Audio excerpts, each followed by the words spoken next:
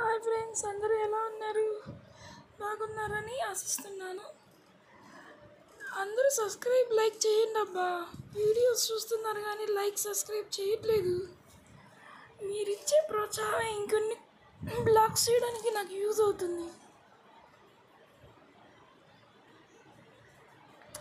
మేము పొద్దున్నే సండే ఎక్కడికి వెళ్దామా అని ఆలోచించి వర్షాగాన్ని బయటికి తీసుకెళ్దామని సరదాగా అలా లాంగ్ డ్రైవ్కి వెళ్ళాం.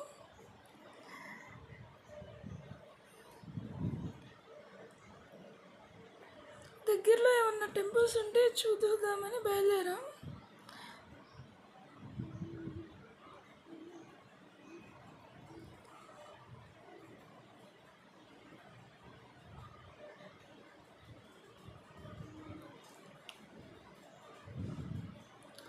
అలా వస్తుంటే మాకు దగ్గరలో టెంపుల్ కనిపించింది. ఇంటా టెంపుల్ అని చూడటానికి వెళ్ళాం. ఇది చేబ్రోల్ మండలంలో ఉంది ఈ గుడి. ఆ గోపురం కనిపిస్తున్న గుడి శ్రీ నాగేశ్వర స్వామి దేవాలయం అంట. అదే కాదండి, చుట్టూ చాలా గుళ్ళు కనిపించినాయి మాకు. ఇది మండపం. అటు బ్రహ్మగుడి కూడా ఉందంట. మన ఆంధ్రప్రదేశ్లో రెండు ఉన్నాయంట బ్రహ్మగుడి. అంటే భారతదేశం మొత్తంలో రెండు బ్రహ్మగుళ్ళు ఉన్నాయంట. ఇక్కడ ఒకటి ఉంది చేబ్రోల్లో.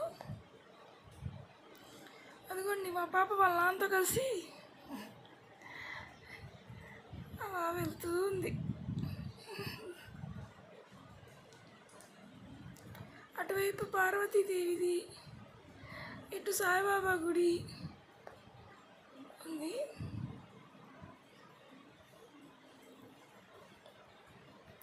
ఇది దాని పక్కనే చంద్రమౌళీశ్వర స్వామి దేవాలయం అంట. ఇక చుట్టూ చాలా గుళ్ళు ఉన్నాయి. అసలు ఊళ్ళో అన్ని గుళ్ళు కలిపి ఒకే చోట ఉన్నట్టున్నాయి. ఇది బ్రహ్మగుడి అండి.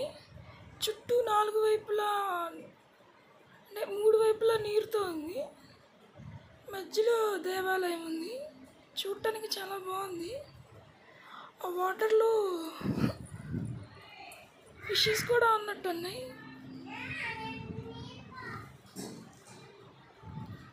అది గోపురం. అలా నిదానంగా వెళ్తున్నారు.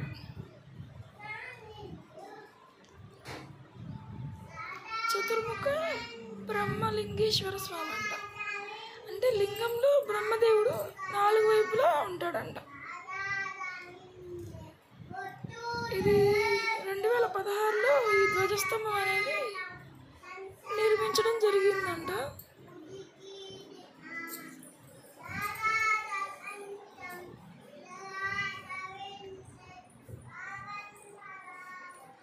అది లోపల స్వామివారు అలా ఉన్నారు. ఆ లింగానికి 4 వైపులా ఉన్నారు.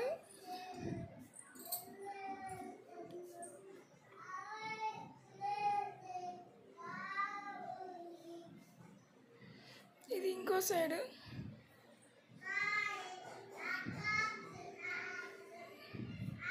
కానీ చాలా బాగుందండి.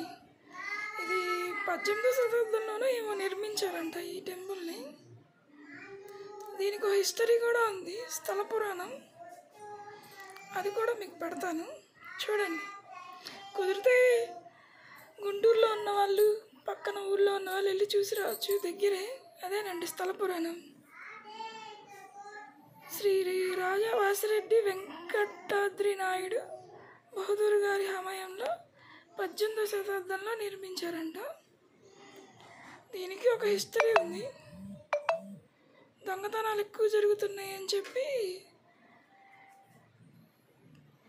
ఈ స్థల పురాణం ఏంటంటే, ఈ వాసిరెడ్డి గారు అక్కడ దొంగతనాలు ఎక్కువ జరుగుతున్నాయని దొంగలకి చెప్పారు. ఫస్ట్ మీరు సామరస్యంగా ఉండండి, అందరం ఉండాలంటే వాళ్ళు ఒప్పుకోలేదని చెప్పి వాళ్ళు ఒప్పుకోలేదని కొంతమందిని కఠినంగా శిక్షించారంట, కొంతమందిని విష వాళ్ళు తినే పదార్థాల్లో విషం పెట్టి చనిపోవడానికి కారణమయ్యారంట. అందువల్ల అది తను తట్టుకోలేక మానసికంగా కృంగిపోయి ఇక తన మనశ్శాంతి కోసం ఈ దేవాలయాన్ని నిర్మించారంట. ఇది మూడు వైపులా కోనేరు ఉంటుంది. దీనికి లింగంలో 4 వైపులా అంటే చతుర్ముఖ బ్రహ్మని నిర్మించారంట. ఇది హిస్టరీ. ఇక్కడ గురువారము అండ్ ఆదివారము విశిష్టంగా అభిషేకాలు జరుగుతాయంట ఈ గుళ్ళో. బట్ మేము వెళ్ళే సమయానికి అది క్లోజ్ అవ్వడం వల్ల మేము మిస్ అయ్యాము. అదండి దీని హిస్టరీ. ఫైనల్గా అలా దేవుని దర్శించుకొని మన విన్నపాలని విన్నవించుకొని